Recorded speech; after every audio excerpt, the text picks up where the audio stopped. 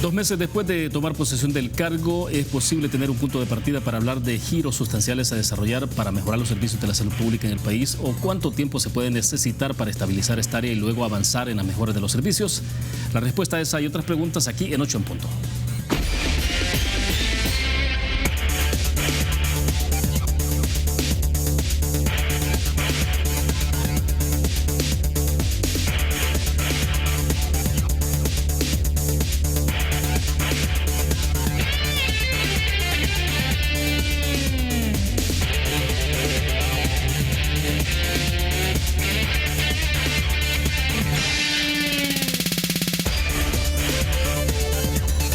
Buenas noches, es martes y bienvenidos a 8 en punto. Gracias por acompañarnos a esta hora. Vamos a conversar con nuestra invitada sobre la salud pública en El Salvador, el aumento de los casos de dengue, la tifoidea, las paperas, entre otras enfermedades, y la calidad de cobertura como retos para la nueva administración. Queremos agradecer esta noche que nos acompaña en nuestros estudios Ana Orellana Bendec.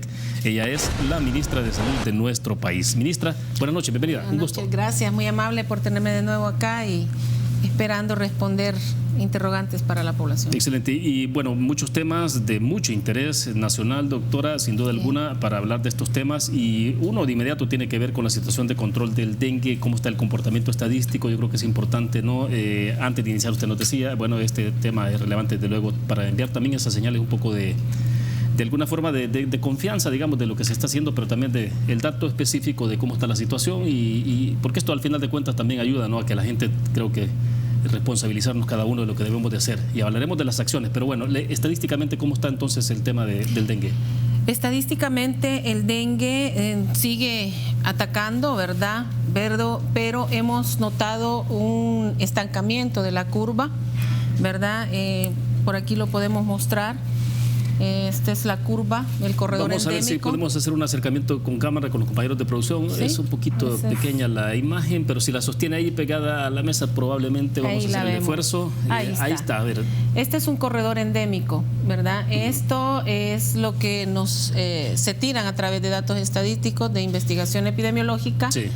Y vemos la línea negrita, son los casos sospechosos de dengue, todos esos febriles que se catalogan como sospechosos.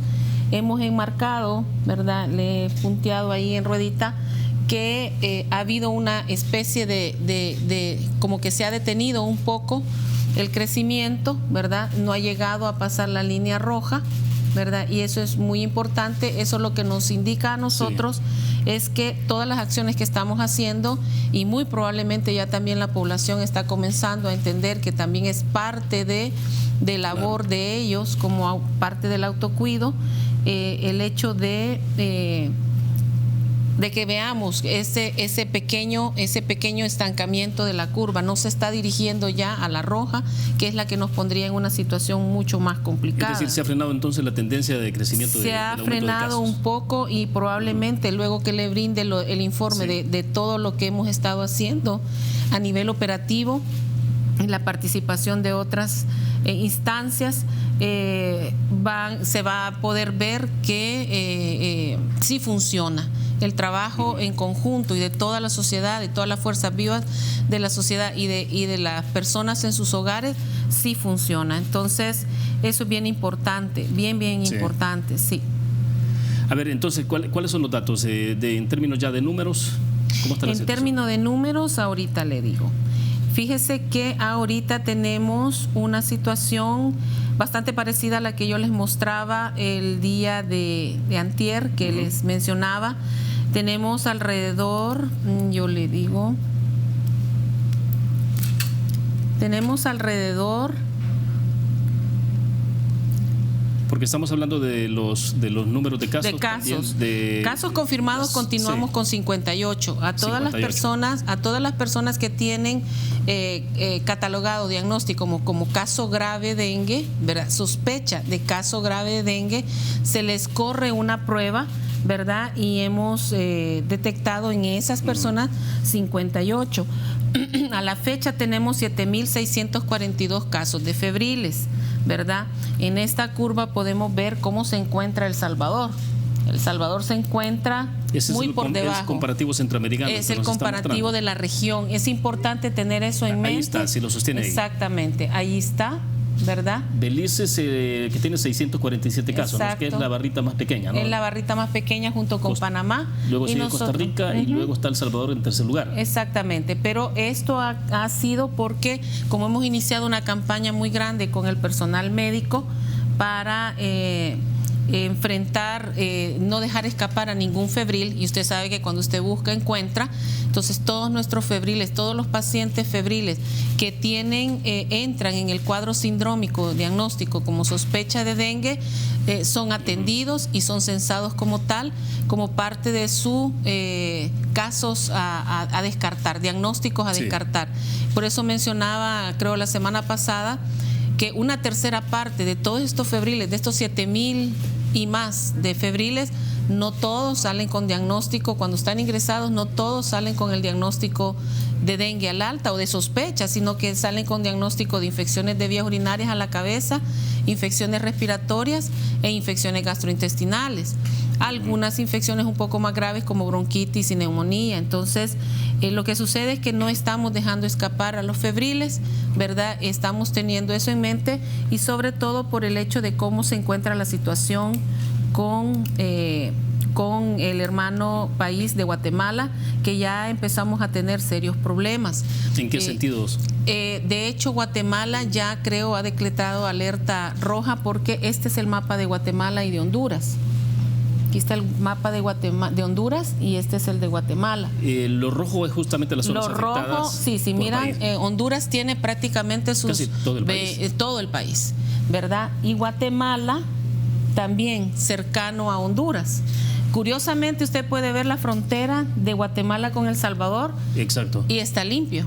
Esos municipios, ¿verdad? Alrededor está limpio. Pero es interesante ver esto. Es interesante. Al final de cuentas también estamos como una especie estamos rodeándonos, pero estamos haciendo tan buen trabajo, ¿verdad? Por eso le decía, está funcionando la estrategia intensiva de la búsqueda de febriles, de los diagnósticos oportunos, de los tratamientos oportunos, de las campañas intensas que ha estado haciendo el ministerio, ¿verdad? Y con el concurso de todas las fuerzas vivas, tanto del Estado como privada, para lograr como hacer una barrera. Claro. O sea, aquí lo que tenemos que hacer es detener el zancudo y su proliferación, las larvas. Haciendo eso, podemos tener todo El Salvador rodeado, pero si no tenemos el agente que nos va a causar la enfermedad, no hay problema. Ahora, explíquenos cuáles son las zonas que en todo caso ha sido como las donde más, digamos, casos más frecuentes, donde ustedes han detectado. La zona occidental. Donde han puesto atención más. Es la zona occidental del país. Realmente es la zona occidental del país donde más ha habido problemas, probablemente por el flujo migratorio con el hermano país de Guatemala, no así con Honduras, porque en la zona norte de nuestro país es la zona montañosa, la zona helada, y los zancudos no pueden estar arriba no pueden volar ni se pueden procrear en condiciones de frialdad, no vuelan, sus alas son muy lábiles, necesitan la zona costera. Entonces, por eso es que nosotros vemos en los mapas, ¿verdad? Aquí vemos los mapas de municipios afectados, que en la zona norte no. El mapa superior, por ejemplo, lo rojo es de los... A ver si lo... Lo rojo son municipios con afectación grave. Si lo sostiene ahí para que... Esta es la semana 30. ¿Verdad? Esta es la semana 30 y hemos encontrado ya algunos municipios con afectación roja, es decir, que los índices en los barrios están grandes y estamos encontrando casos sospechosos de dengue, pero no son en la zona norte.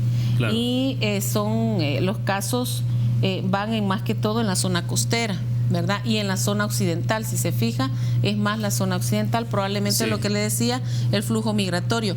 Habría que hacer más investigación y por eso es importante tener un Instituto Nacional de Salud y que se está trabajando duro para hacer investigación si son casos autóctonos o son importados, ¿verdad? Claro, excelente. Entonces, eso es importante. Tengo que hacer una pausa, ministra. Cuando regresemos retomamos un poco ese punto, pero creo que es importante saber entonces qué es lo que están haciendo ustedes cuando detectan algún caso, la recurrencia en algunos lugares, cómo activan el mecanismo, digamos, porque establecen ustedes una especie de cordón sanitario, o qué es lo que hacen. Sí, cómo no. Vamos a una pequeña pausa, regresamos con más. Okay. Sí, estás ahorrando, estás ganando por cada $150 que ahorres. Participas en sorteos en efectivo y premios al instante por más de $60,000. Ahorra y gana con Banco Promérica. Continuamos en 8 en punto. Ana Orellana Bendek, ministra de Salud, es nuestra invitada esta noche. Ministra, nos compartía usted los datos estadísticos de casos confirmados de dengue, el global, fallecimientos. Entonces, me decía en corte comercial, se mantiene el número en 11. En 11, de los cuales 2 son niños fallecidos y que ya están diagnosticados. El Comité Multidisciplinario de Alto Nivel que hace estas auditorías clínicas sí los ha diagnosticado como muertes causadas por el dengue, y hay 9 más en estudio. Nos encontramos con 11 todavía al momento. Ahora, es el caso alarmante en el caso de Honduras, ¿no? El caso alarmante de Honduras, sí, que se está acercando al centenar, y Guatemala, que ya tiene 28. ¿Verdad? Entonces hay muchos estados que ya están en rojo, como les enseñé en el mapa, y eso ha hecho que a ellos decreten alerta nacional. Sí. ¿Verdad? Ahora bien, ¿qué es lo que hacen cuando se detectan casos específicos en zonas muy específicas? ¿Qué tipo de acciones son las que toman ustedes de inmediato? Las acciones son la búsqueda de foco, le llamamos, se le llama búsqueda de foco, ¿verdad? Lo que se hace es rodear el foco donde se ubica la persona, donde reside la persona que tiene el diagnóstico de caso sospechoso, y se comienza a hacer eliminación de criaderos de zancudo, fumigación y educación. Son los 3 pilares importantes, aunque ahora debemos agregar un cuarto más, y es lo que fuimos a hacer esta mañana a San Miguel, que fue inaugurar el segundo laboratorio entomológico del país. O sea, nos estamos poniendo a la vanguardia como país en el tema del estudio científico de las poblaciones de zancudos que tenemos en nuestro país, y realmente sí, las medidas que hacemos, por ejemplo, de fumigación, que usamos químicos y algunos son productos ecológicos, si realmente los está matando o no. Es decir, y de estas poblaciones actuales. Sí, en ese instituto justamente entonces hacen ese tipo de pruebas. Es un laboratorio. Y entonces, ¿qué es lo que se espera en términos de resultados? Lo que se espera es tener exactamente qué clase de zancudo está provocando la infección, ¿verdad? La transmisión del dengue, no solo dengue, y chikungunya y zika, sino que a qué son resistentes, ¿verdad? Hay algunas poblaciones de zancudos que son resistentes a determinados insecticidas o larvicidas, y entonces hay que saber para poder determinar qué vamos a comprar o qué vamos a utilizar, porque de nada sirve decir voy a ir a fumigar y no los voy a matar, o usar larvicidas, sustancias como el abate. Pues el abate tradicional, el que se estuvo usando, ya no sirve, ya las larvas, el zancudo que tenemos autóctono en el país, las poblaciones, son diferentes poblaciones, ya no les pega, o sea, no se los mata. Más resistente. Se volvió resistente. Entonces OPS-OMS recomienda por lo menos 5 años de no usar ese producto para que otra vez la población de zancudo, nuevas generaciones, vuelvan a ser sensibles. Entonces, por eso es que ya no se usó el abate que se usaba anteriormente, sino que se ocupa otro tipo de larvicida. Y las intervenciones van con el laboratorio, con la búsqueda científica, que no solamente se queda con zancudo. Ese laboratorio es entomológico, investiga chinche por por el Chagas, y también otro tipo de zancudo que se llama Culex, que es transmisor de una enfermedad que se llama filariasis. Entonces, no solo se queda ahí. Esto es gracias a la cooperación de USAID, ¿verdad? Y que con el concurso de otras instituciones, obviamente MinSal, para poder llevar a Feliz tener este tipo de herramientas. ¿Les ha demandado equipo especializado para todo esto? Sí, definitivamente, microscopios, criaderos, incubadoras, cajas de Petri, televisor también para estar viendo lo que se mira en el microscopio, refrigeradoras especiales donde se guarda el producto, insecticida, etcétera. Es todo un andamiaje de laboratorio de alta calidad científico, con personal que ha sido capacitado para eso, ¿verdad? Y que ahora El Salvador cuenta con un segundo y va por más. En el tema de otras estrategias, bueno, aquí tengo ya un consolidado que es muy importante, sí, hablar sobre eso para que la gente conozca qué es lo que está haciendo también el Ministerio de Salud y otras fuerzas vivas de la sociedad.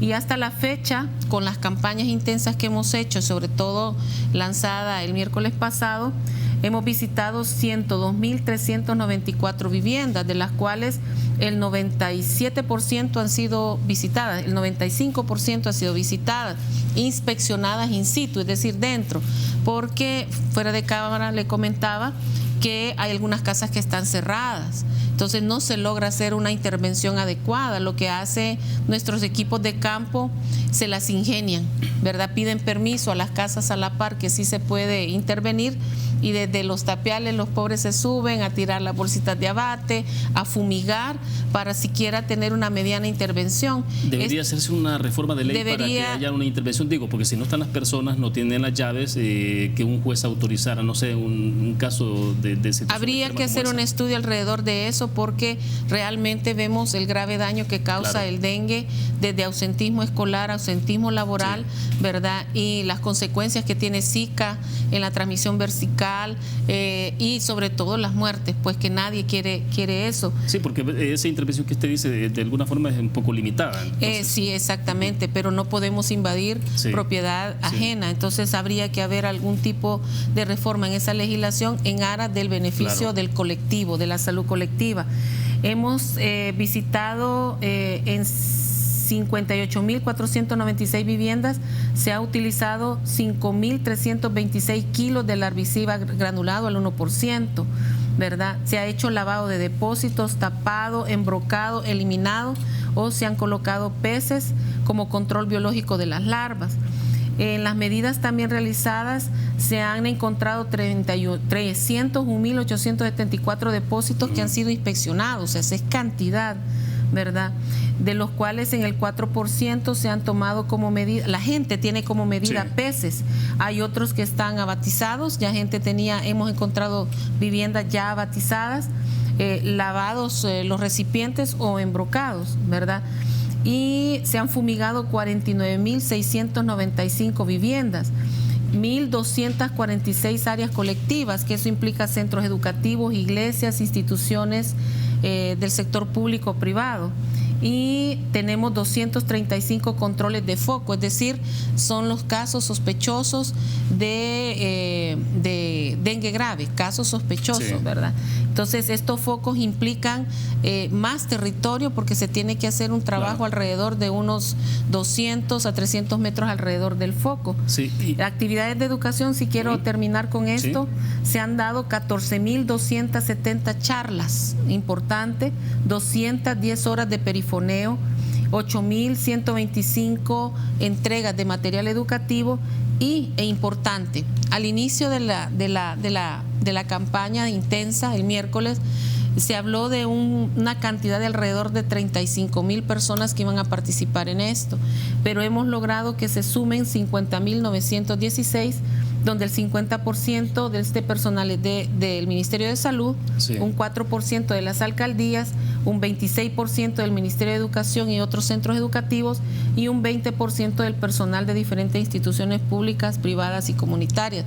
Entonces, con esto nosotros vemos que podemos hacer mucho, y hemos logrado tener una especie de barrera alrededor de los problemas que tienen nuestros hermanos vecinos, países vecinos, pero podemos hacer más. Perfecto, ¿verdad? Sí, y quiero leerle algunos comentarios que nos llegan, algunos comentarios, preguntas a través del Facebook Live. Por ejemplo, Mónica Ivonne de Méndez dice: recuerdo que años atrás, dice, pasaban seguido a fumigar en las casas. Hoy, dice, solo una vez al año lo ha visto, es lo que está diciendo ella, ¿no? Que ojalá que retomara nuevamente esa prevención.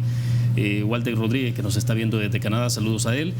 Adi Cuellar dice que le gusta lo que están haciendo, solo que en Cojutepec, que es el caso muy puntual que le está poniendo, dice que no hay mucho personal para atender a los pacientes, solo cuentan con un médico y una enfermera, lo cual dice no atienden a los enfermos, y es un poco tardada la parte de las consultas. Claro, aquí está hablando de otro tema, de atención, aspecto, ¿no? Sí, y bueno, Julio Contreras dice: gracias, señora ministra, por estar pendiente del pueblo.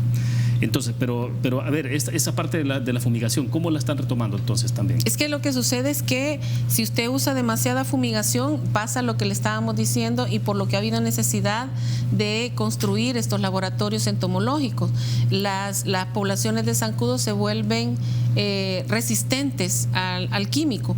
Entonces, por eso se hacen los controles de foco, ¿verdad? Se hace el control de foco alrededor de la vivienda de la persona que está catalogada con diagnóstico de dengue grave, sospechoso de dengue grave, y obviamente también los casos que son confirmados vía pruebas de laboratorio específicas.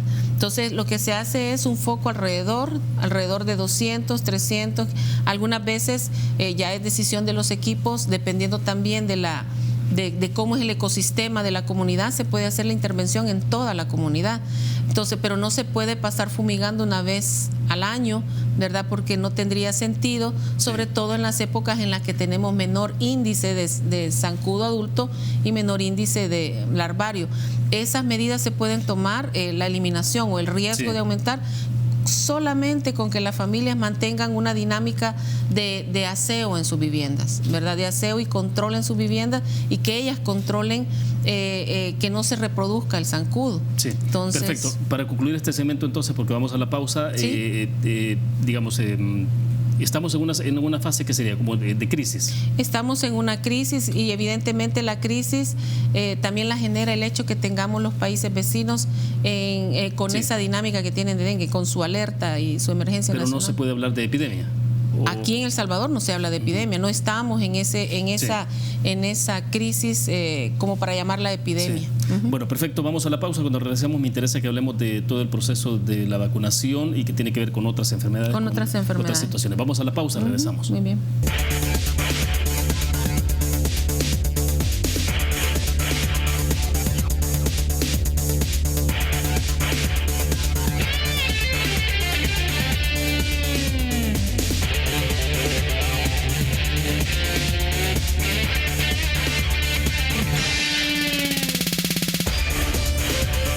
Bien, yo creo que es importante, ministra, que nos comente un poco, que nos informe sobre todo este tema que tiene que ver con la vacunación. Para el caso puntuales hay la triple viral, ¿no?, que es para sarampión, paperas y rubeola. ¿Cómo están en términos de cobertura?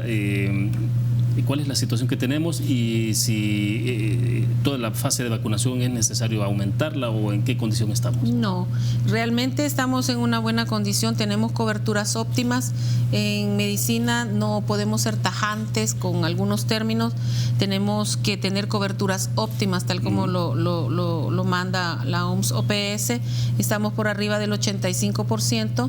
Recordarle a la población que hay grupos, ¿verdad?, que no permiten la vacunación, ¿verdad?, ya sea por preceptos religiosos que se respetan, a nadie se obliga, y otros por opción de vida no vacunarse, ¿verdad?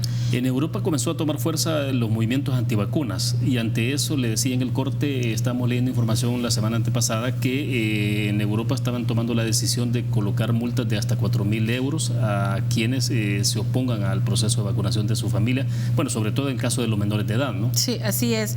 Habrá que estudiar alrededor de eso, de la legislación en cuanto a multas, ¿verdad?, por los costos que implica para una sociedad, para el mismo Estado, en el término de salud pública, que las personas no se vacunen. Sí, hay una amenaza fuerte para el resto de la población. Sí, sabiendo que en países incluso como Europa, que pueden tener niveles diferentes en cuanto a su medio ambiente, medidas higiénicas, etcétera, educación, autocuido, y ya en países como los nuestros, en nuestra región centroamericana cambia un poco, sería un desastre, pero es un tema que hay que estudiar y hay que evaluar.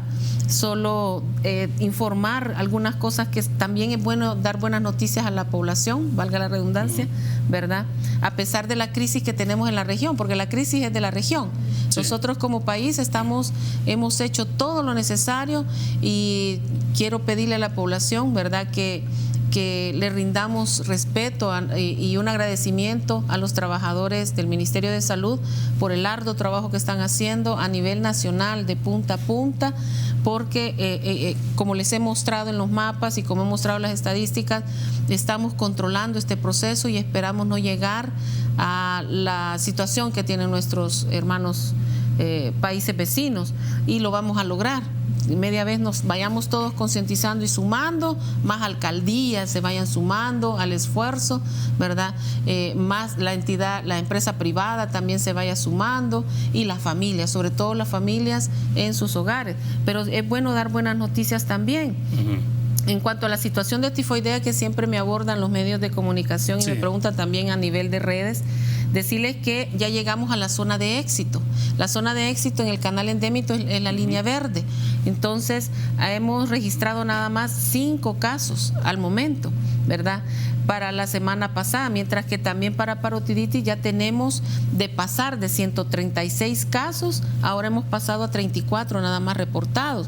Entonces estamos en zona, sí, estamos en un descenso total. Ya en lo que es tifoidea estamos en zona de éxito, en los casos normalmente esperados, y en paperas estamos en un descenso fenomenal. ¿Qué les ha permitido eso? Porque uno puede pensar si es que hay ciertos picos naturales de la detección temprana, la detección temprana del caso y el control con medidas de prevención y bioseguridad en los centros donde más se detectó que había problemas, que era en los centros penitenciarios con los privados de libertad y en centros laborales donde hay un poco de hacinamiento, ¿verdad? Maquilas, call center, etcétera. Entonces, aquí lo que priva en esto son el uso de mascarilla, la detección temprana de casos y el aislamiento y el tratamiento oportuno. Entonces, eso ha hecho que estas medidas, ¿verdad?, el sector salud haya logrado controlar esta situación, lo cual son buenas noticias para la población. Y en el caso entonces de sarampión no ha habido ningún problema. No. Me preguntaba esto porque Costa Rica fue que registró algunos casos algunos meses anteriores, pero de algunas familias que llegaron de otros países, ¿no? Sí, no eran casos autóctonos. En epidemiología se le llama así. No eran casos autóctonos en Costa Rica. Y aquí tuvimos 2 casos, eso fue en junio, ¿verdad?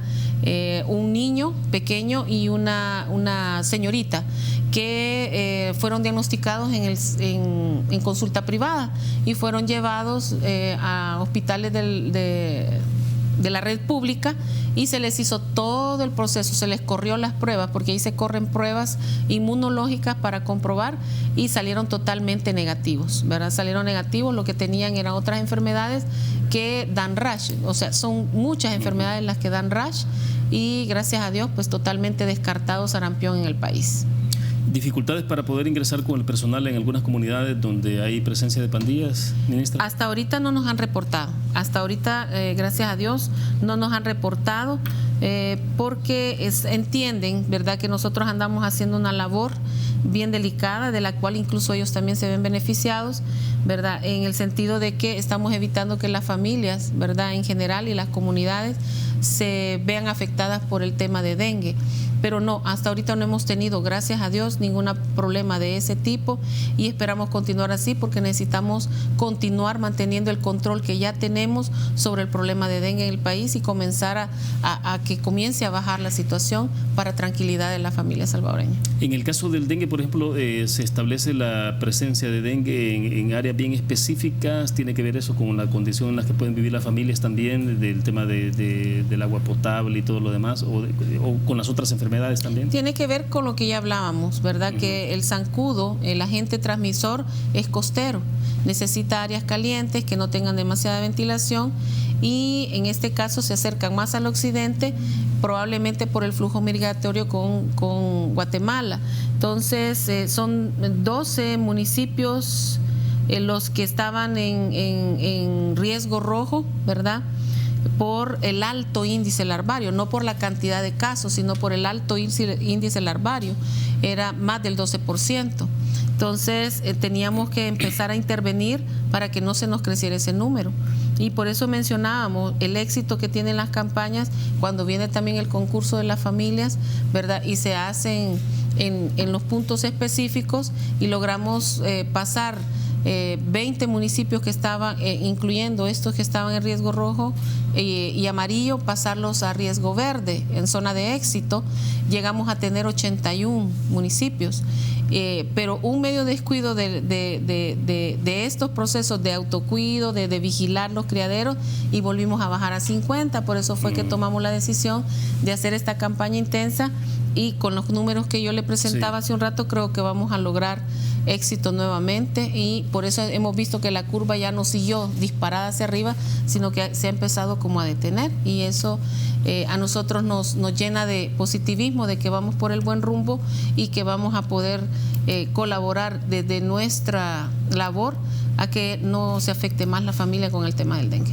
¿Qué va a pasar? Y ahora que vamos a entrar estos días de vacación, sobre todo acá en la capital, y hay un poco de flujo de personas, sobre todo si salen definitivamente país, a los vecinos países, digo, en el caso de Honduras o Guatemala. Sí, definitivamente.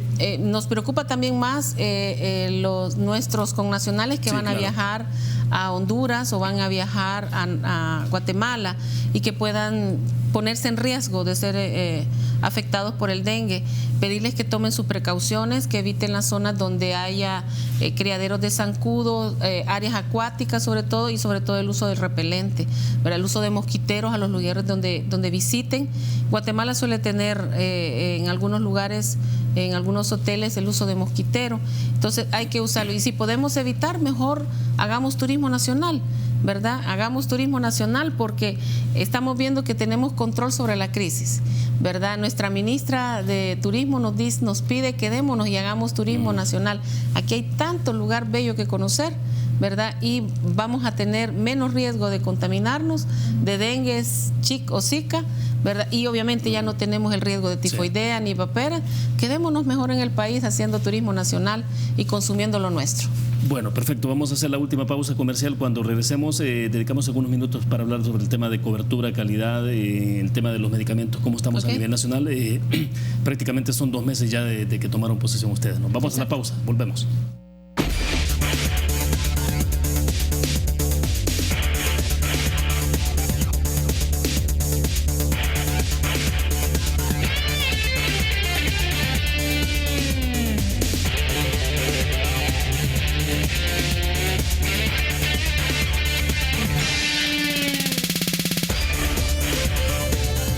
Ministra, 2 meses después de que han tomado posesión, entonces, ¿en qué condición puede decir ustedes que tienen ya toda esta parte que tiene que ver con la entrega de medicamentos en los hospitales públicos, la parte de cobertura de las recetas? Le decía en el corte, bueno, si hay un paciente que tiene una receta para 4 o 5 medicamentos, ¿cuántos de estos, por ejemplo, son los que le están entregando, o cuántos pueden ser los que dicen, bueno, no tenemos y tiene que comprarlo fuera?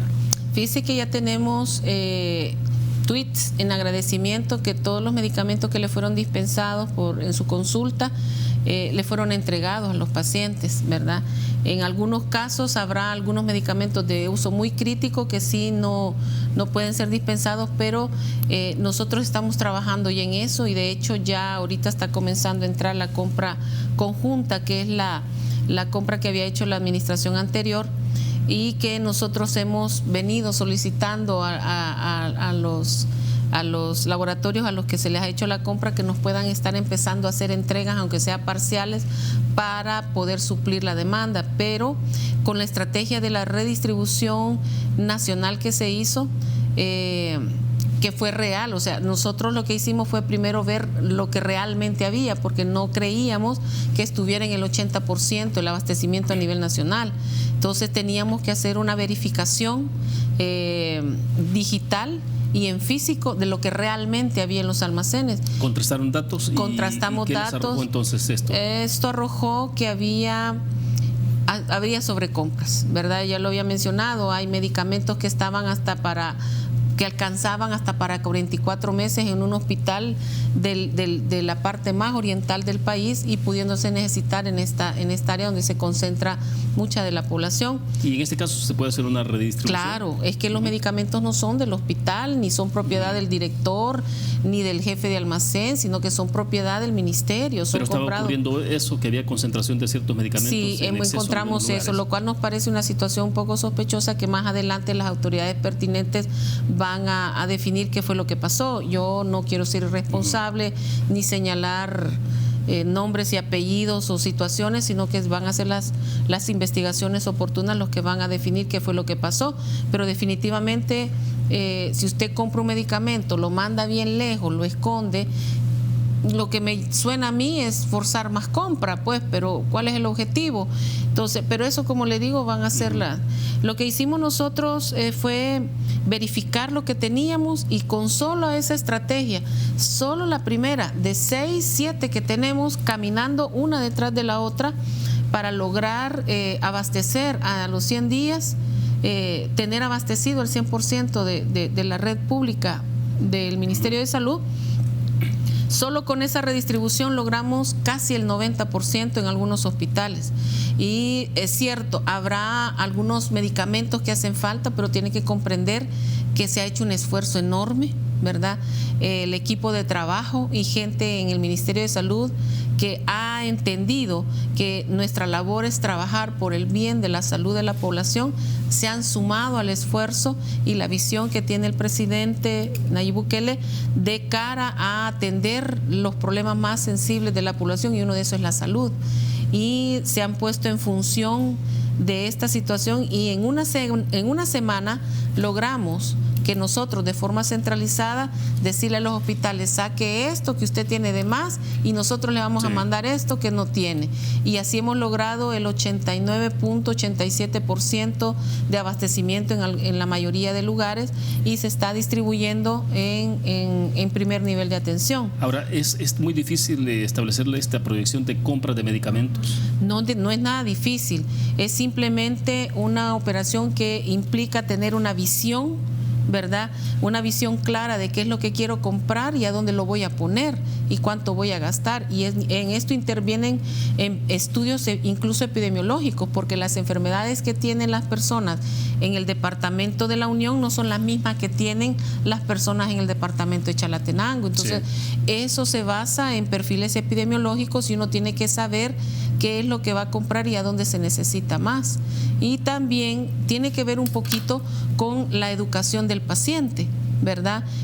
Lo mencionaba hace poco sobre educar a los pacientes, educar a la población de cómo se usa el Sistema Nacional de Salud y dónde debo de consultar dependiendo de la enfermedad que tenga.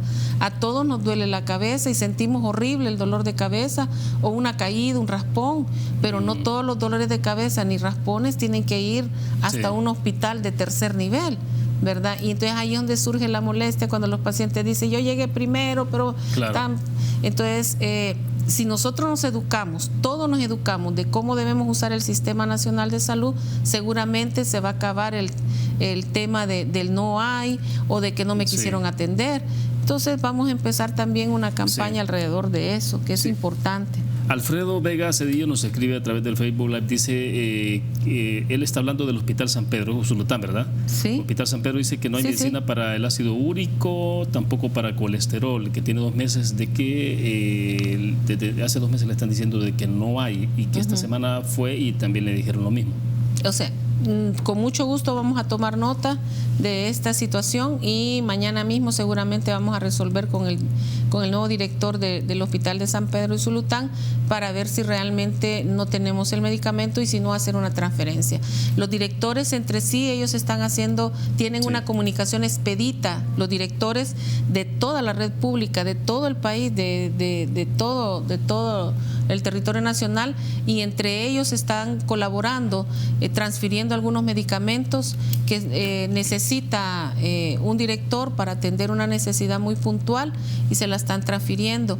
Y en este proceso también están entrando en la compra. Hospital sí tienen esa medicina. Sí, entonces, exactamente. Y lo que siempre se debe haber hecho, tener una comunicación más directa entre los directores, porque esto es responsabilidad de todos. ¿Los expedientes en línea finalmente será posible? Claro que sí, eso está en camino.